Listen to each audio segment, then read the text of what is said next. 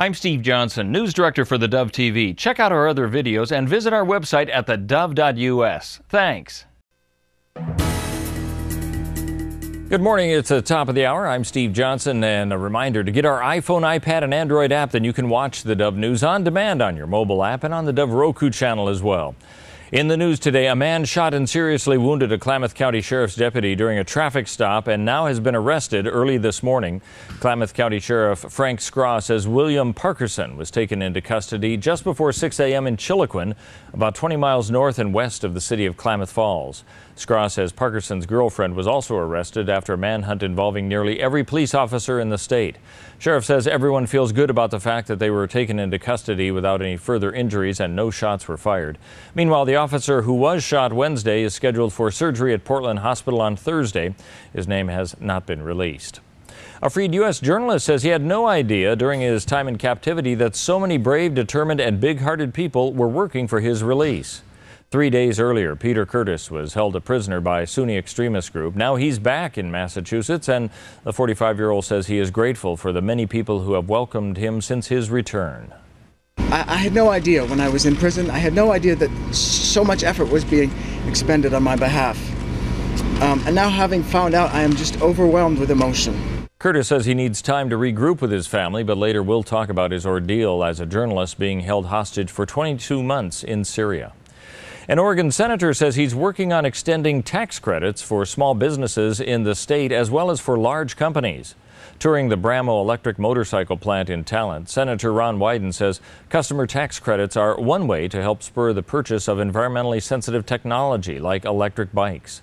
He also told workers that one way to get companies like Brammo to build those products is to provide tax credits for their research into those environmental technologies. We've got to do more to get it out on the shop floor for the businesses that aren't where the Nikes and the Intels are. So I'm trying to get the research and development efforts geared more to companies like this. Now, Wyden says another important aspect is for Oregon-based companies to be part of international trade efforts to get goods produced in the state to Asian and European markets. The World Health Organization says the Ebola outbreak in West Africa could exceed 20,000 cases. Now, that's more than 6 times as many right now.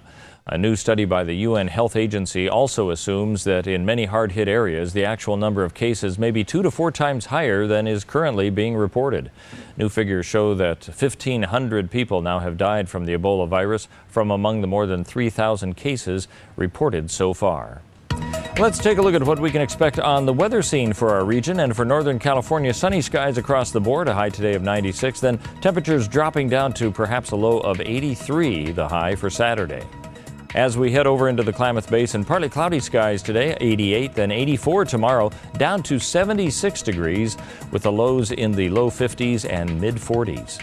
As we move along the Oregon coast, mid-60s really throughout the entire weekend as we head into the weekend, and about a 10% chance of rain over the weekend, lows in the mid-50s to mid-40s.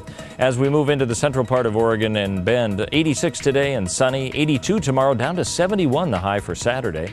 And for southern Oregon in the Grants Pass, Medford, and Ashland areas, sunny today and hot, 96 today, then only 89 tomorrow, 83 expected on Saturday, lows somewhere in the low 60s. That's a look at news and weather right here on the Dove.